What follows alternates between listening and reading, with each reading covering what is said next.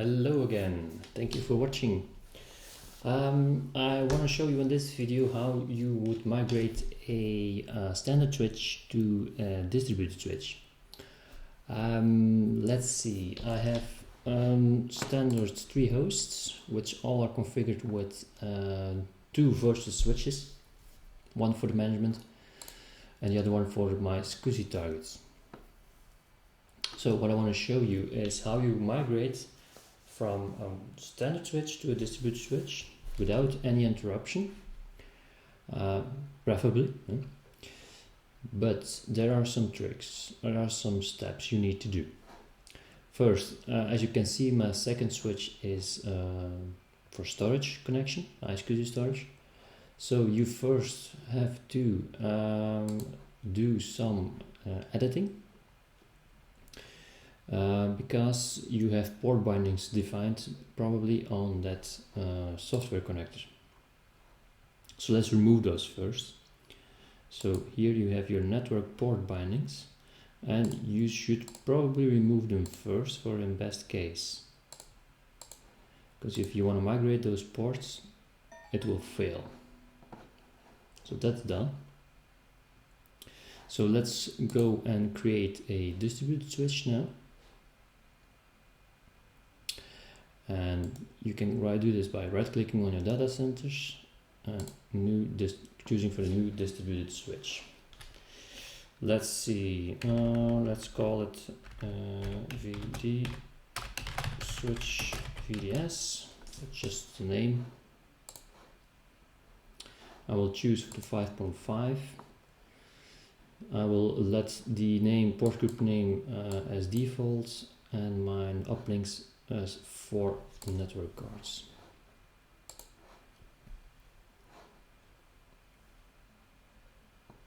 There we go.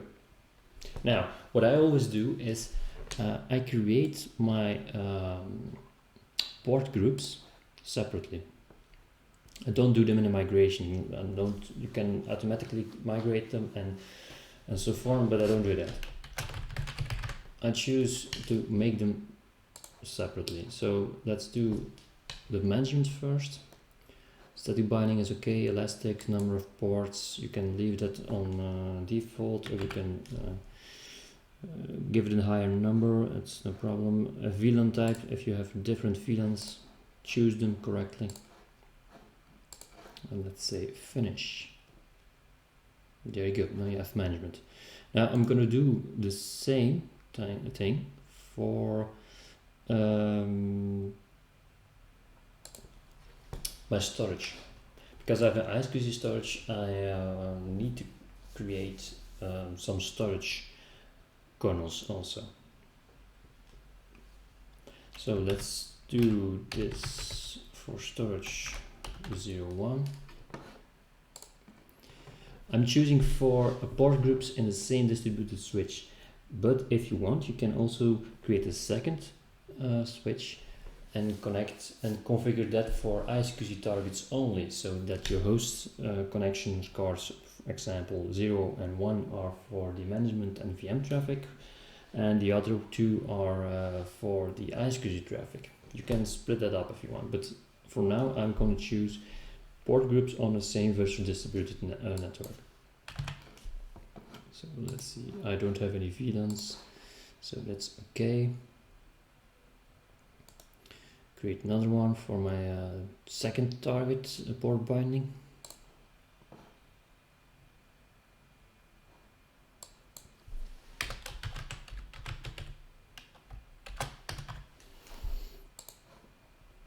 There we go.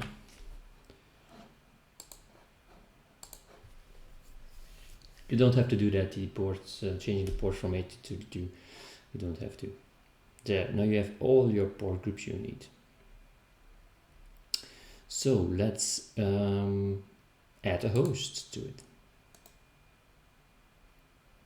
So as you can see here, there's no host to it. You can add a manage host here.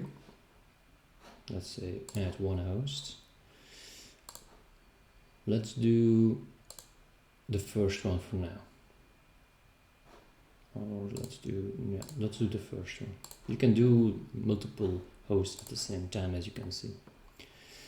So I'm gonna manage my physical adapters, my kernel ports. I'm gonna say where and what to do, and if you have any VMs running on there, you can also choose to migrate them now. I don't have any VMs migrating on that server, so I'm not gonna choose this one. Then I'm gonna define which network card would be defined as an uplink to your distributed switch. So let's do the first network card for the first one, second one for the second uplink, and so on.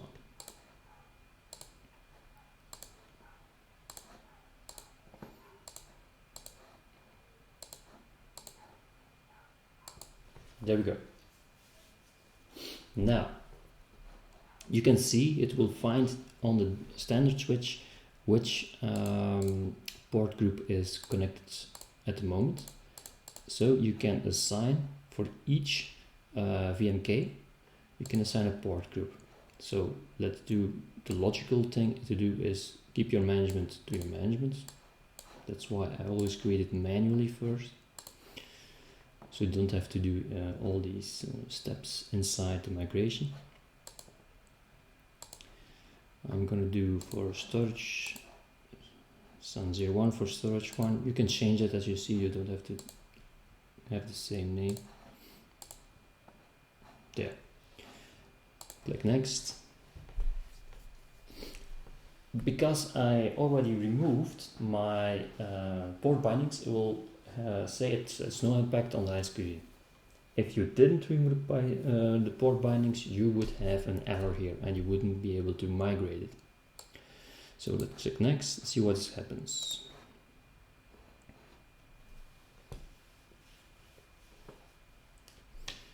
It should connect my host into the distributed switch. There you go. So let's see if everything is still okay. I did my first source, so let's see.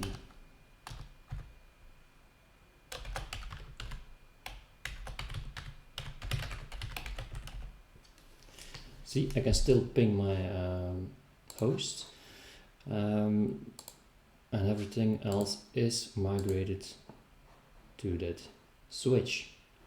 Now, like I said before, the port bindings are removed first before the migration. You have to set back the port to that storage, iSCSI storage binding, of course.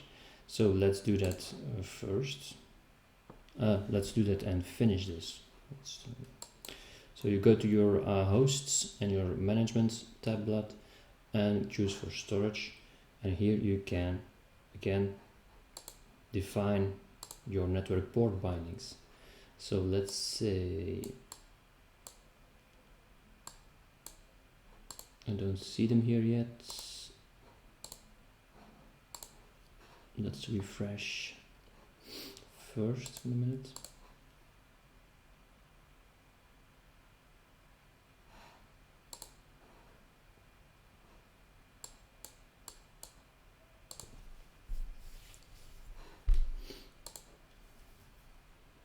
Okay, this is a live demo, so let me see if I can find why it's not going through.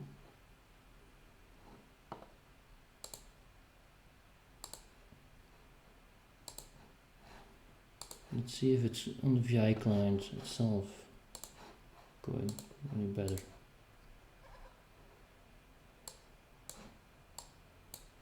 No.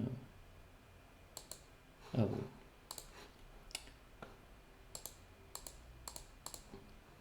Right. Just a second. Now, there are some things you need to edit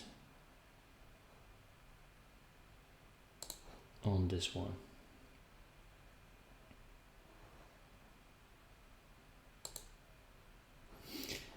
You have to choose which network adapter you want for active and unused. So let's say I'm gonna move 1 and 2 completely down because I want to use it as management. This is still storage 1. I will leave 3 and active. There we go. I'll do the same for storage 2. So let's do thing and failover. Again, 1 and 2 is for my management. 3 was used. There we go. I'm gonna do the same for my management here. I'm just gonna define my 3 and 4 as used for iSCSI, so I'm gonna leave them out. Now let's go back to your hosts and see if you can add now the path bindings. Let's see if I did it correctly. Yes, and there we go. And so add this one, add the second one,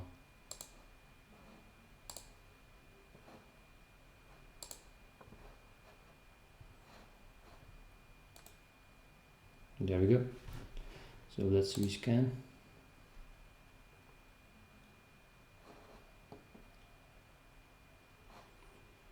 And rescan all your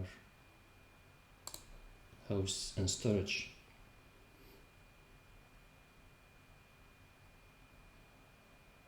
There you go, all active. And that's how you migrate from a standard switch to a distribution switch. Thank you for watching.